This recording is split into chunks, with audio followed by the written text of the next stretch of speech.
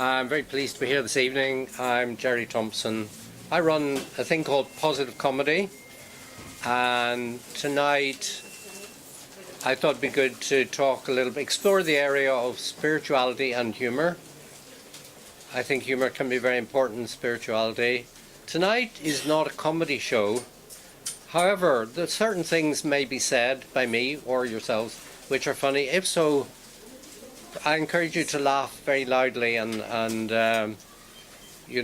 voluminously, because that makes everybody feel good. But no pressure. But comedy is a serious business, so I think about it a lot now. And quite a lot of comedians are serious people. So tonight, I'm going to talk a bit about the place that there seems to be for humour in the world religions. To read some extracts of some of my books that have some relevance to humour and or spirituality. I mean, things going well is not very good for humour. You know, a comedian, if he came on stage and said, you know, I had a fantastic day today, woke up fresh in the morning, had a great day at work, my wife cooked me a lovely meal, and then I watched a terrific program on television, and I just heard from my mother-in-law that she's going to leave me a lot of money and a house.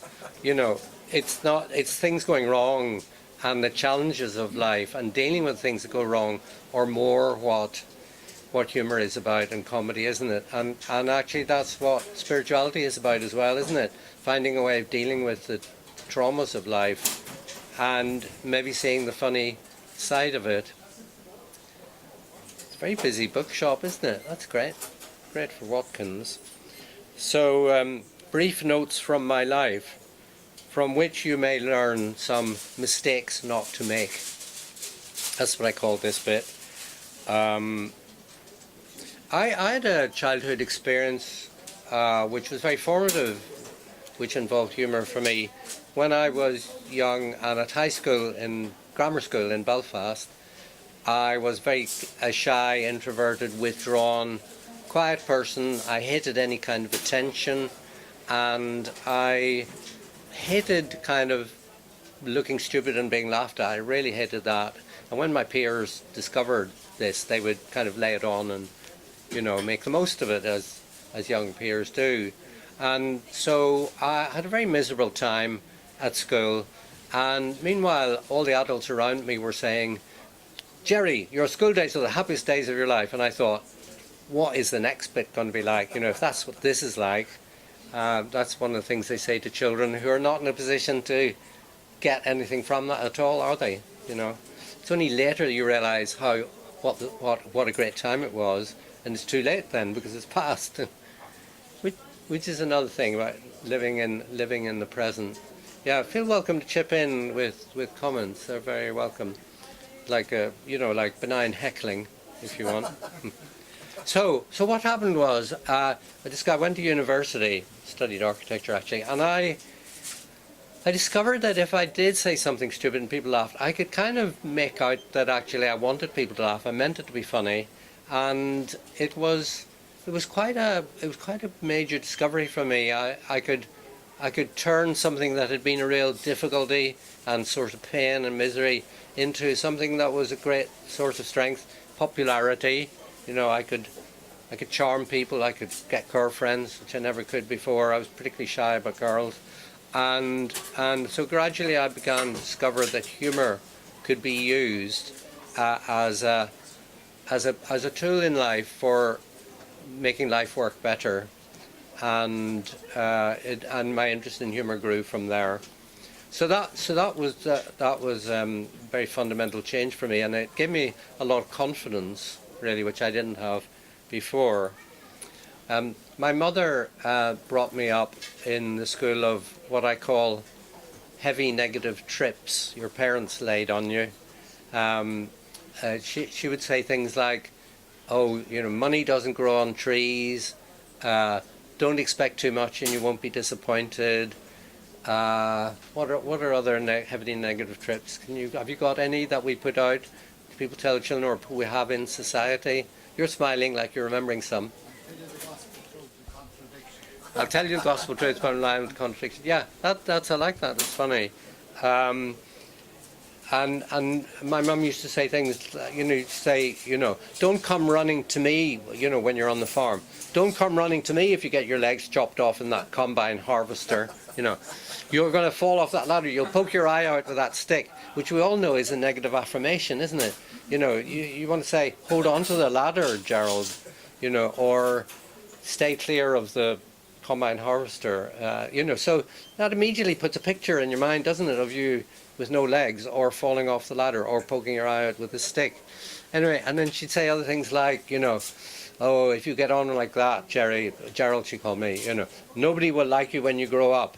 And she was right about that one, I have to say. But except for some people. So I'm very grateful to my mother.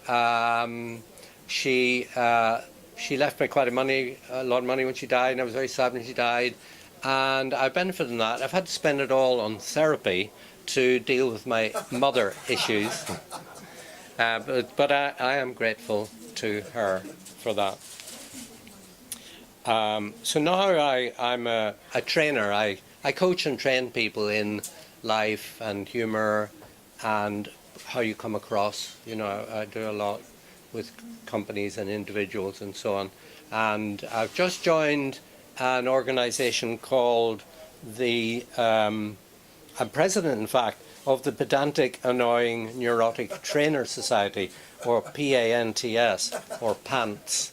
I'm very proud of that because I'm quite a pedantic person myself, and it really annoys me when people say things wrong. People say things like, it was a nightmare, because I couldn't get online for 15 minutes, or my boyfriend saw me when I had no makeup on, or I can't access my Facebook. A nightmare is when an axe murderer is after you with a chainsaw as well, and he's killed everybody in the town already, and you're next. That's a nightmare. These other things are inconveniences. I like you laugh a lot. That's good. It's very good. It's very good ability to be able to let yourself laugh. We're quite reserved about it in this country. We tend to wait for somebody else to laugh, don't we? My own particular path is Buddhism. That's my spiritual practice, and it's about the happiness of self and others. Other religions are available, I have to say, but for me, there's some universal qualities I think that many religions seek to achieve. It's about the happiness of others as well as self, and there's about making the world a better place. And there's quite an emphasis on how do you turn something really awful that's happened to you that you didn't want to have happen into something that creates value that you grow from. And I think that's a very great quality of a spiritual path, isn't it? And humour, I think humour is very good for that as well. Humour is very helpful in all kinds of terrible situations. People have come up with humour, and I'll give some examples shortly. And I find also I studied, as well as humour and stand-up comedy, which I'm not doing tonight. I studied also improvisation. Now I find that improv and practicing improvisation is a very good way of practicing being in the present moment. And that's emphasized a lot in spirituality, isn't it? The importance of being in the present moment, not focusing on like what happened some time ago and dwelling on it neurotically. And it's not so much focusing on the future and what it's going to bring, which is, you're probably wrong in predicting it anyway. Of course, it's good to learn from the past, and reflect somewhat on the past. It's good to plan for the future and prepare for the future, to agree, but mostly it's about living in the present, isn't it? And comedians are good at that, and improvisers are very good at that. And I think quite a lot of humour that I've unearthed in spiritual traditions calls on that. It's especially the Sufism is a lot. Nasruddin, do you know about him? Very, very interesting mullah from the Sufism is kind of early Islam, and there was a lot of emphasis on humour and about kind of being in the present. So that's important. I'm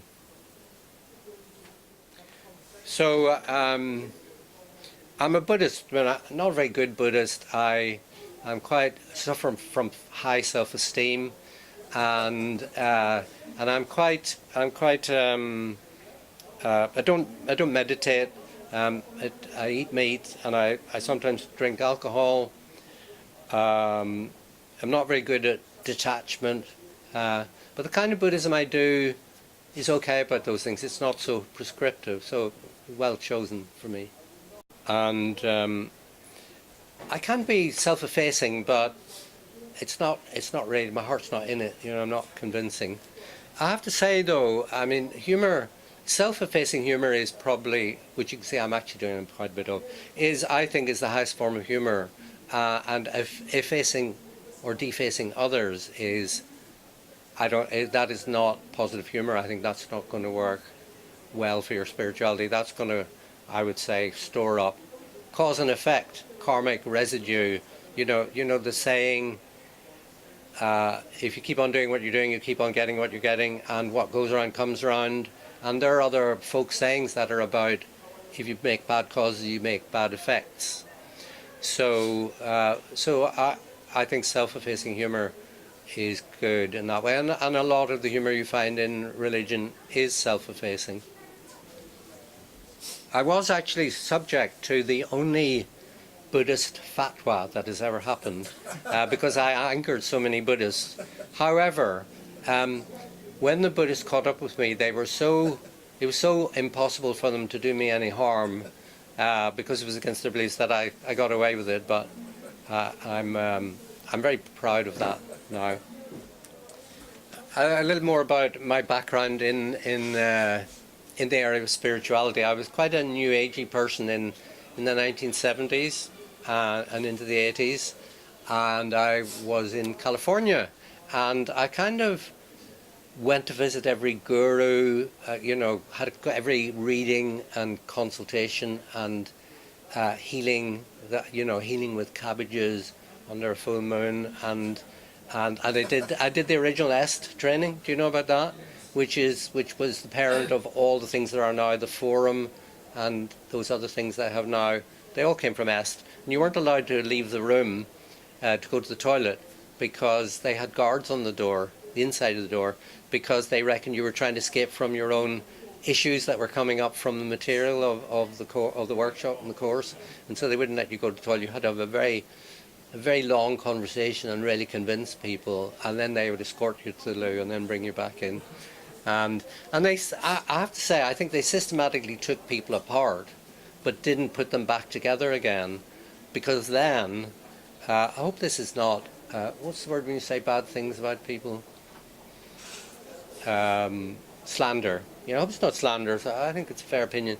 I think it, maybe they weren't conscious about it, but that had the effect of meaning that you then had to do more workshops and more advanced ones, and also it was highly thought of. You brought your family in and your friends, and so the workshops made work for more workshops, because they took you apart and left you in bits, But I did learn something from it. I realized how important my mother was in my life, and how important my relationship with my mother was, and I came away from that first S course and wrote a letter to my mom, and that was the start of something very good. So good came out of it.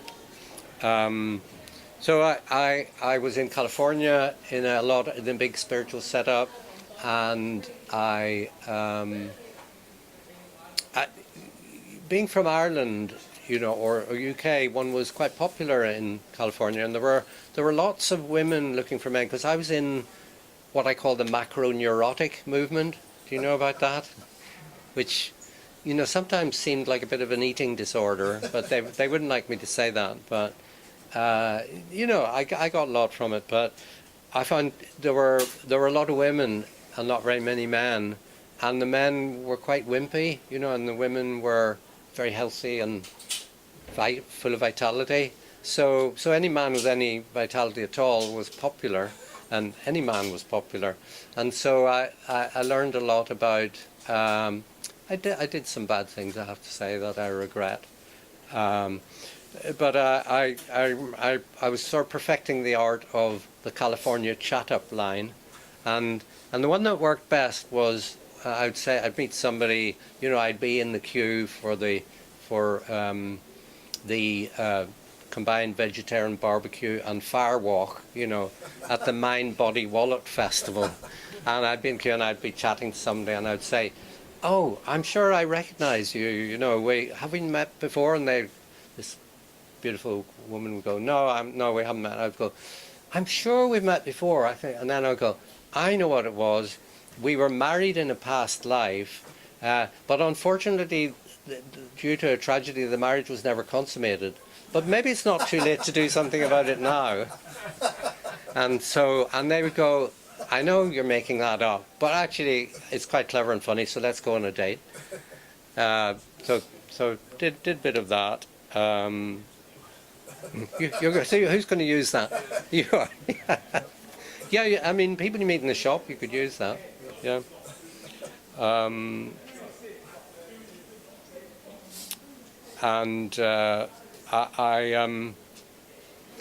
tried out a lot of different forms of Buddhism, and I went to different kinds of Buddhist meeting. I remember I went to it's a kind of, there's a Jewish Quaker sect, and they have meetings. And when you go to the meetings, instead of everybody being quiet, and then once in a while one person will speak out, at the Jewish Quaker meeting, everybody talks at once, except one person sits in the corner in a kind of sulk, And I quite liked that. That worked for me. I actually had a chakra transplant. Have you heard? You can get these now, and it took a long time to recover from. But I've got my case notes here, and it was a triple chakra transplant. It was the heart, anus, and hara, whatever that one's called, and throat. Yeah, it was a quadruple transplant. So I was very fortunate that the chakras became available, as mine were really in a very bad state, really broken and run down.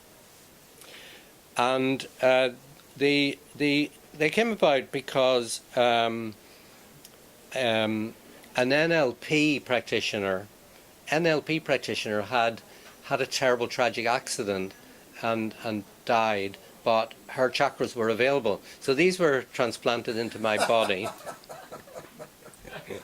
And it's hard to believe, but it's true. But her chakras are still, your chakras keep working for a while after you die. Did you know that? Like your hair and your nails grow, and your chakras, depending on the life that are continuing the post-life force. So these ones were in good order. These were transplanted into me. The trouble is, I'm getting quite a lot of side effects, which are NLP related, and they're showing up in my work.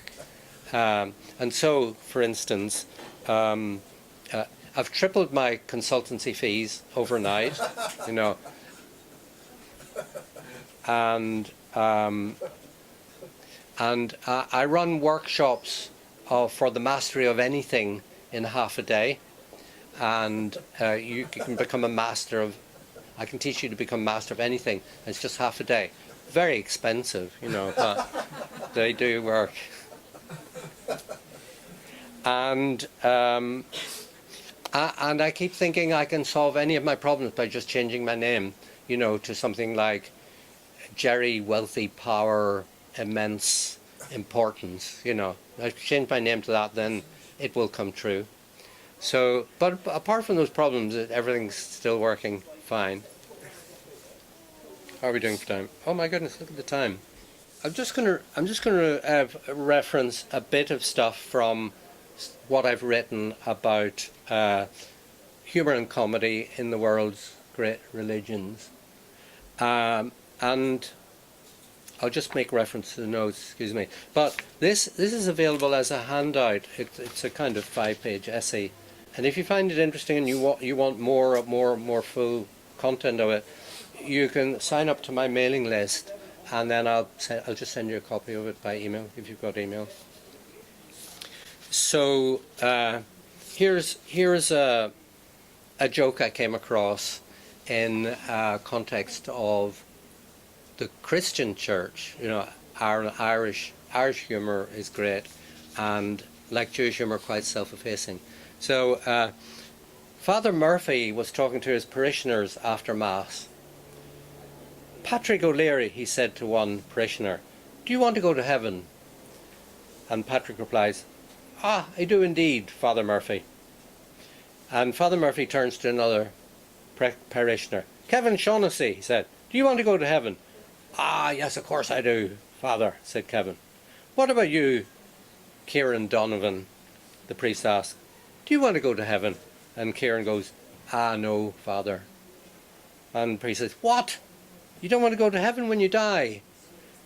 And Kieran Donovan goes, "Oh, yes, I do when I die. I thought you were getting a party together to go there now."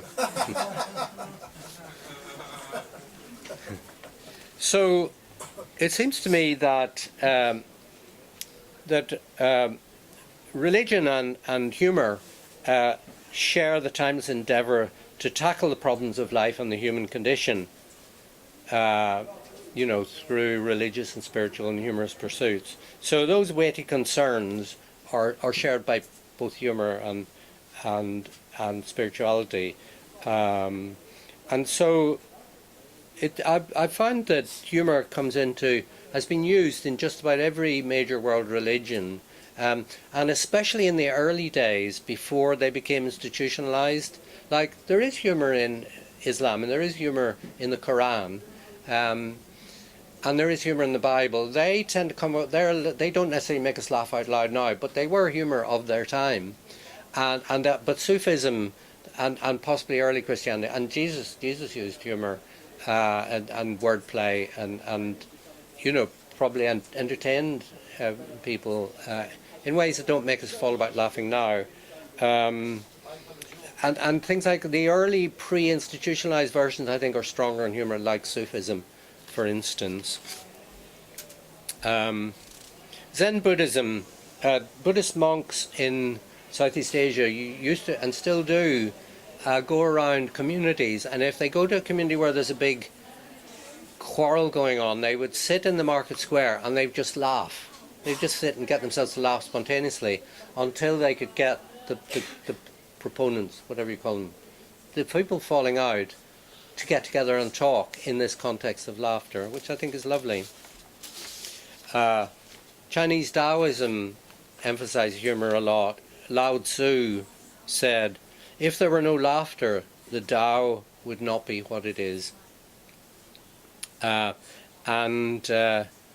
chap called Liu Ling, whom I never heard about before, he was leader of the 7 sages of the bamboo grove in ancient China.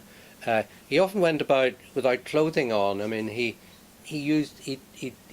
tried to shock people and entertain people and amuse people. And people would say, "Why are you going around naked?" And he would say, "The universe is my house, and this room is my trousers. What are you doing in my trousers?"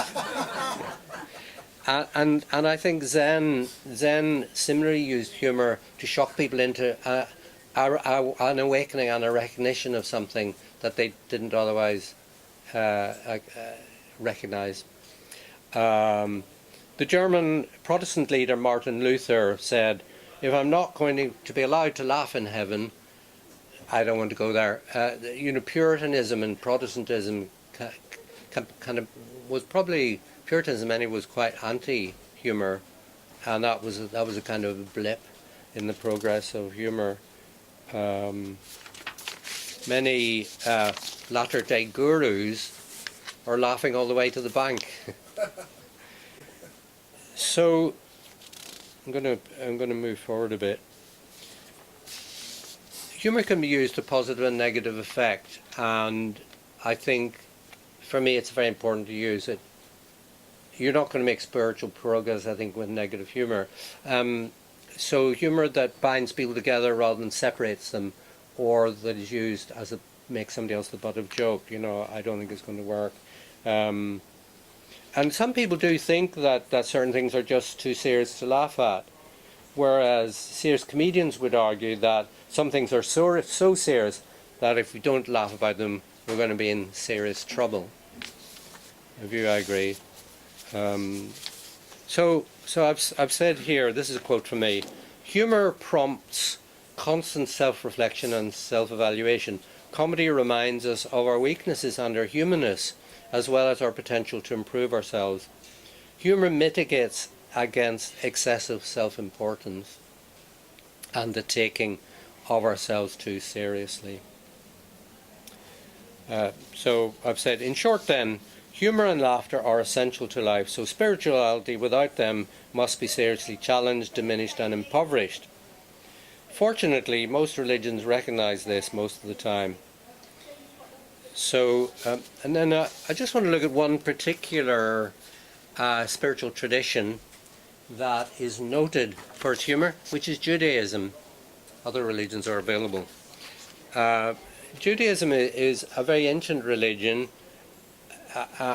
and has always used humour in the texts, in the religious procedures, and colloquially as well. So it's an interesting religion where humour is really recognised as central to everything, and a lot of it is self-effacing humour, and the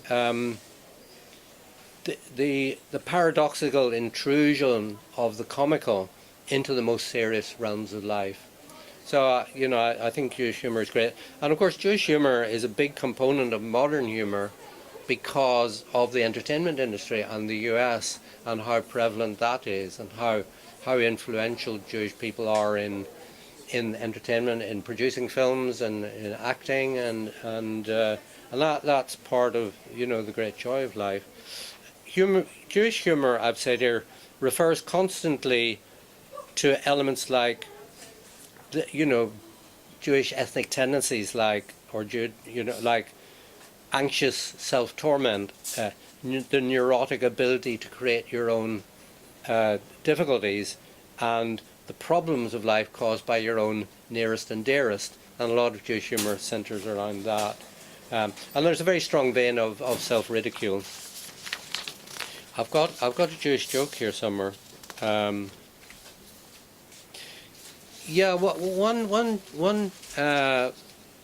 Jewish joke I like is it's actually a Holocaust joke, and the Holocaust was just about the worst thing you could imagine being in, and yet there was humour there, and of course quite a lot of the humour there was at the expense of somebody, but it's understandable. So one of the jokes that came out of that was, in the Holocaust era, there, as the Second World War was coming to an end, there was a joke going around about Hitler in his bunker, and he relied on astrologers a lot. You know about that? And he called in his best astrologer and said, "I fear I'm going to die, sometime soon. On what day am I going to die?"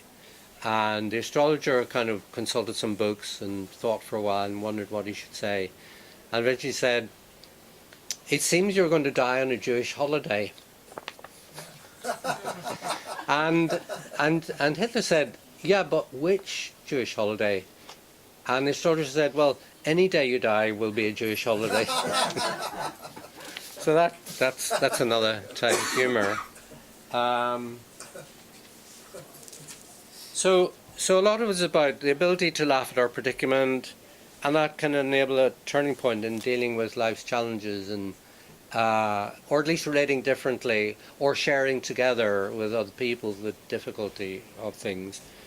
But it's also a part of one's growth. I think, like, I see a comedian like Woody Allen doing humour, and he will make fun of how his own neuroses, like he famously said, he famously didn't enjoy life, was always complaining. When he said, "My view of life is very much like the story of the two Jewish women at a bar mitzvah, and one of them says, the food here is not very good, is it?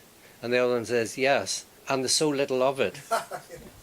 and it's a famous joke, but bears repeating.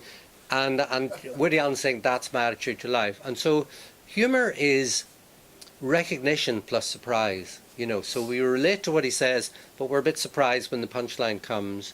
And in laughing at jokes like that, we are admitting we recognise that we've been there, and our laughing is like a subtle way of saying I'm admitting that and accepting that and taking a light-hearted view of it for a moment, which can make things more bearable and maybe enables us to see the way forward.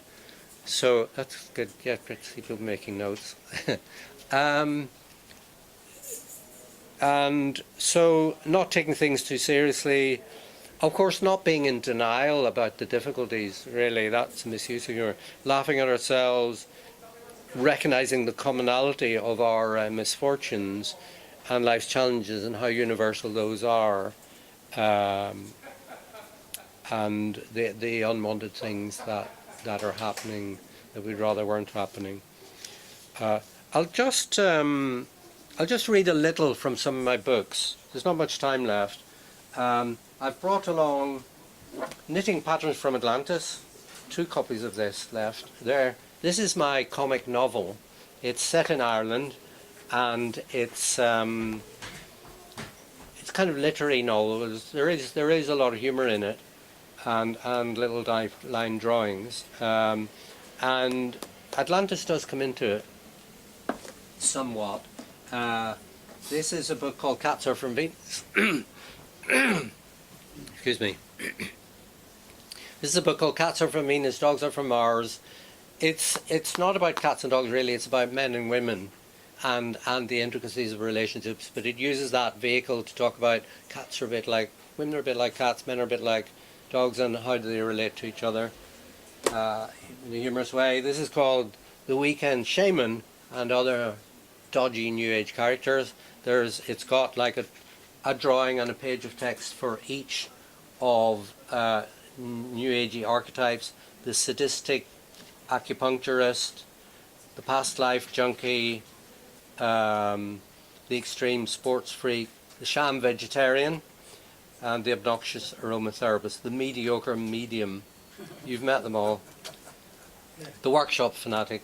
And this is Astral Sex to Zen Teabags, which Sina kindly mentioned. And it's a kind of alphabetical, affectionate listing of definitions of spiritual, new agey, mind, body, spirit things. For example, affirmations. I have said affirmations are, it's very tongue-in-cheek, affirmations are things that people repeat ad nauseam about what they would like to have happen in their lives instead of actually doing something about it. NLP, people are good at this. I call not learning properly, I affectionately call it. Although some of my best friends are NLP masters. They're all masters. Nobody's not a master. There's a book called Teach Yourself Affirmations by a woman called Anita Delusion. And she shows that affirmations can be created for almost any situation. It gives helpful guidance on structure, terminology, etc. And my favorite affirmation is, well, one of them is, there's no getting away from it, I'm simply better than everyone else. But I think my most used one is the affirmation for constipation. Abundant poos flow from me now with joy and ease. It's always good to have joy and ease and abundant if you can put those in. So those are just some little snippets. We're going to do a book signing afterwards, and you can obtain copies. You can get them signed. You can talk to me about stuff. But we've got a few minutes, I think, for any questions and answers. Yeah, maybe one or two questions. Yeah. Are you taking any still photos at all? No, but Could you? That would be good. One of the things I do is I coach people in using humour and comedy, and sometimes it's business people who who just want to be more confident about public speaking or who want to use humour. Sometimes it's comedians, sometimes people who just like to use a humorous sense of humour in life. So you can learn. Everybody has got that, although some people will be told, you're just not funny, shut up.